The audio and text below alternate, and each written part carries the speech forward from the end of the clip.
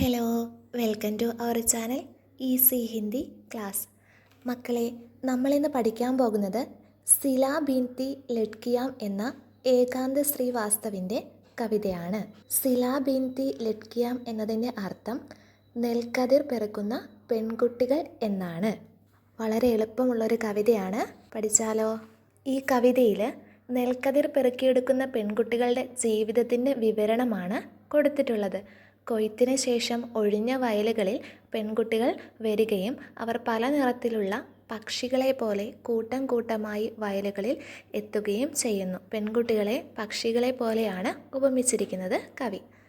നോക്കാം. Than kadai K ബാദ്, കൊയ്ത്തിന് ശേഷം, ഗാലി ഗേത്തോമേ, ഒഴിഞ്ഞ വയലുകളിൽ, കാലിയായ വയലുകളിൽ, വേ രംഗീൻ ചിടിയോങ്കി തരഹ് ഉദർത്തി ഹൈ, വർണ്ണ പക്ഷികളെ പോലെ അവർ ഇറങ്ങുന്നു. സിലാബീനിനെ ജുട്കി ജുട്ട്, നെൽക്കതിർ പെറുക്കിയെടുക്കാൻ കൂട്ടം കൂട്ടമായി. ഔർ ഏക് ഗേത്ത് സെ ദൂസരെ ഗേത്തുമേ, ഒരു വയലിൽ നിന്ന് മറ്റൊരു വയലിലേക്ക്, ഉഡ്തി ഫിർത്തി ഹൈ, പാറി പറന്ന് നടക്കുന്നു. ധൂപരാജ് ഹോ വിഷ്ണുഭോഗ് യാ നാഗകേസർ, ധൂപരാജ്, വിഷ്ണുഭോഗ്, നാഗകേസർ എന്നിവ ധാന്യത്തിൻ്റെ പല പേരുകളാണ്. ധൂപരാജ് ആവട്ടെ, വിഷ്ണുഭോഗ് ആവട്ടെ, നാഗകേസർ ആവട്ടെ, വേ രംഗ് ഔർ ഖുഷ്ബൂസെ, അവർ നിറവും മണവും കൊണ്ട്, ഉനെ പഹ്ചാൻ ലേത്തി ഹേ, അവയെ തിരിച്ചറിയുന്നു.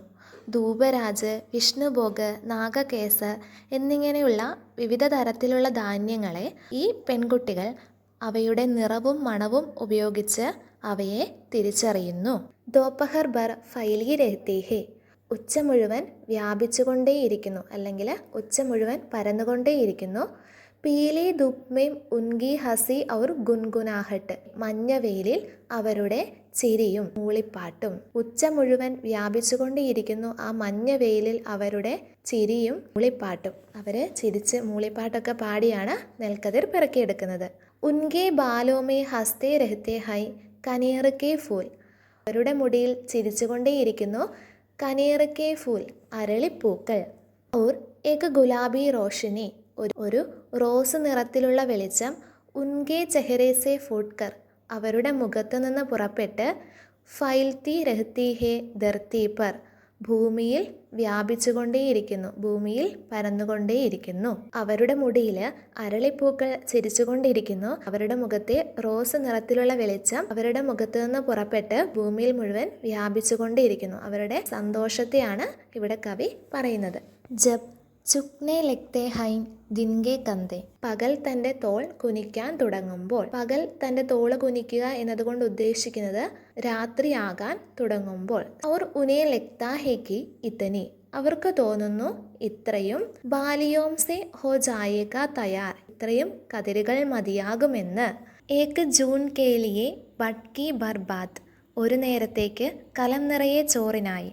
വേ ലൗട്ട് ജാത്തി ഹൈൻ ഗർ, അവർ വീട്ടിലേക്ക് മടങ്ങുന്നു.